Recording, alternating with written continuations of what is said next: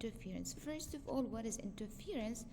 Interference, it describes when waves will be combined, will be overlapped to form another resultant wave. For interference to be applied, we have to have conditions. Number one, waves must be coherent. What does it mean?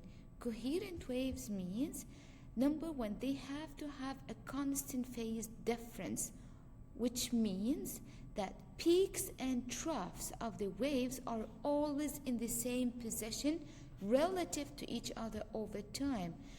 For each single wave, we have areas, maximum top areas are called peaks or crest, while the lower areas known as trough. So when these waves will meet, if the peak will meet peak and trough with trough, so this means they have constant phase difference. Number two, the other condition, waves must be monochromatic. What do you mean by monochromatic?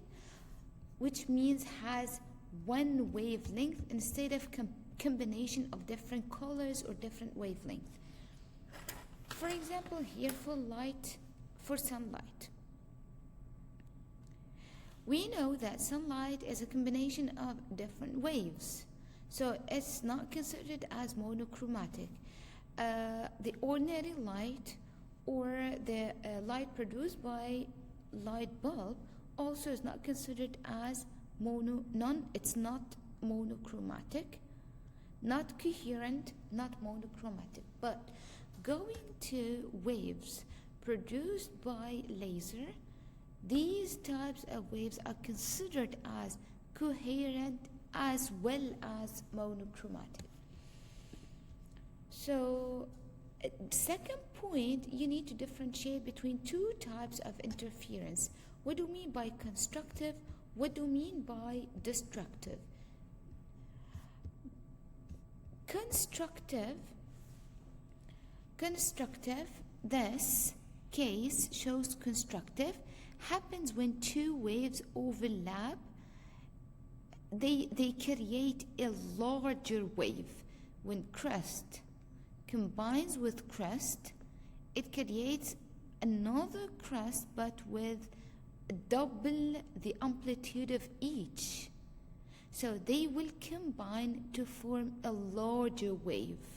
That's why we call it constructive, because larger resultant wave will be formed. What do you mean by destructive? Destructive, it shows when they cancel each other out or the resultant will be decreased. So when wave will be overlapped, they cancel each other out. When crests meet troughs, they cancel, no wave will be formed. This can be represented by dark fringes in Young's double experiment. So, going to interference experiment here. In this experiment, mainly a screen of double slit is used, and another screen is used to receive the pattern, or we call it interference pattern. This interference pattern is combination of dark and bright fringes or areas.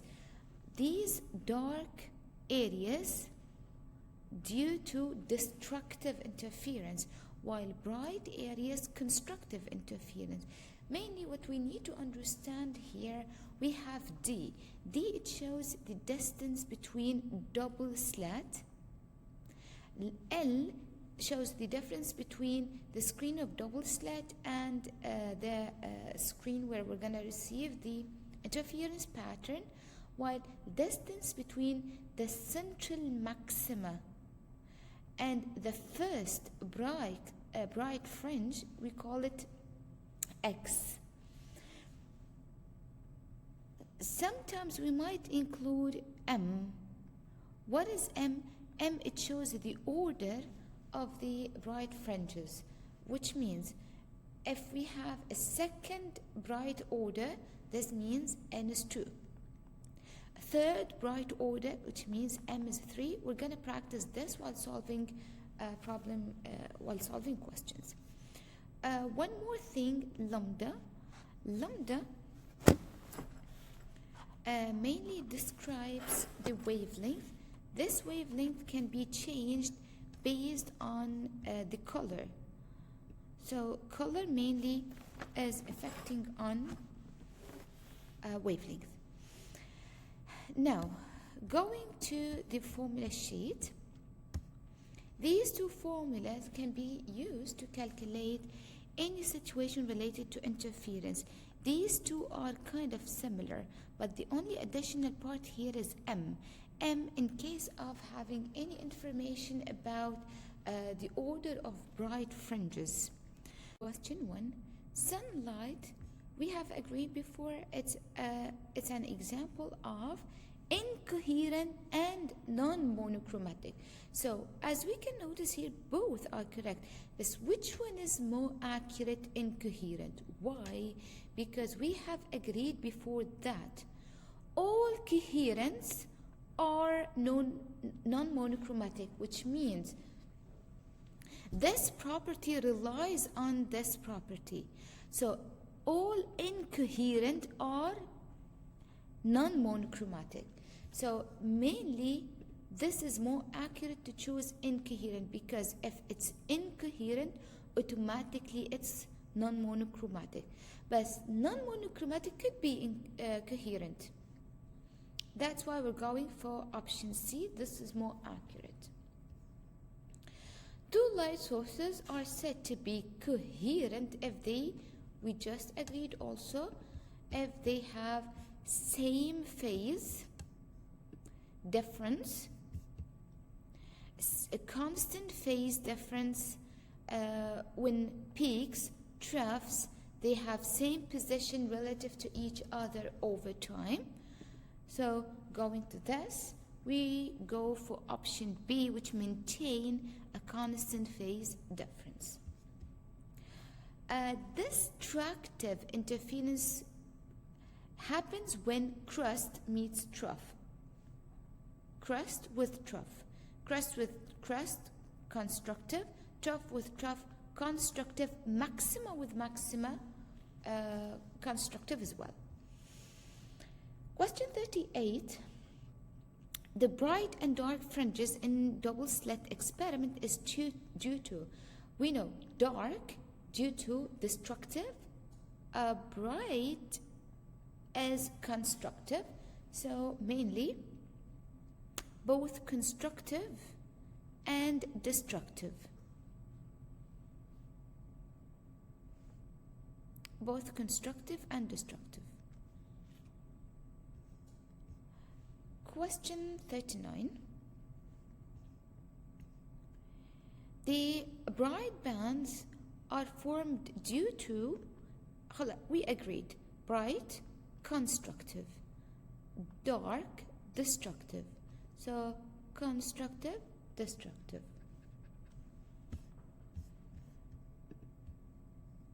Okay, starting with using formula.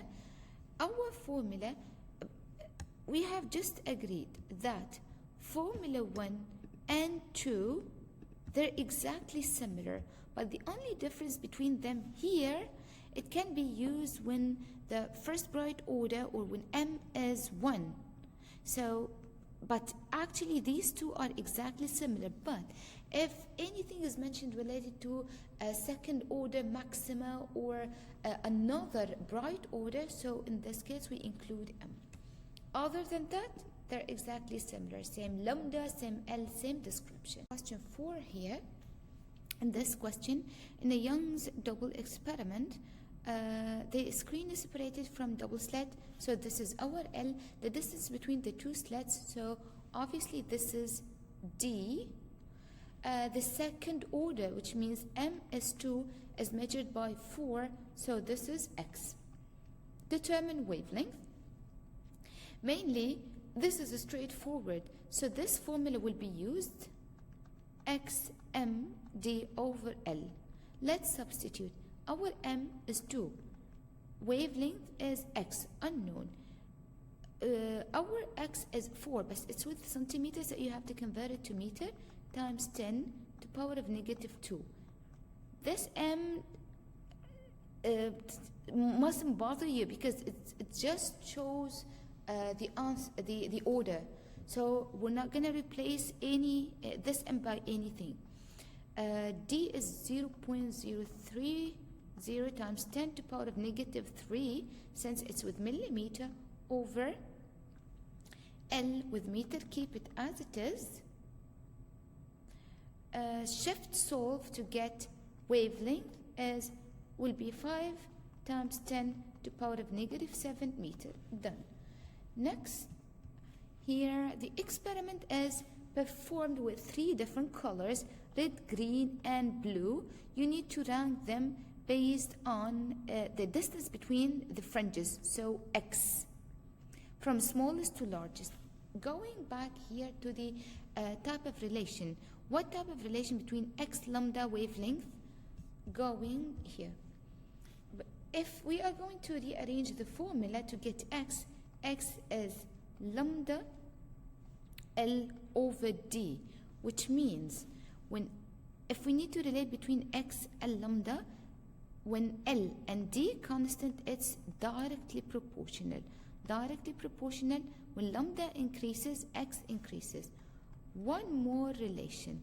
If we need to relate between X and L, if these two are constant, also again it's a directly proportional, direct relation, directly proportional. L increases, X increases.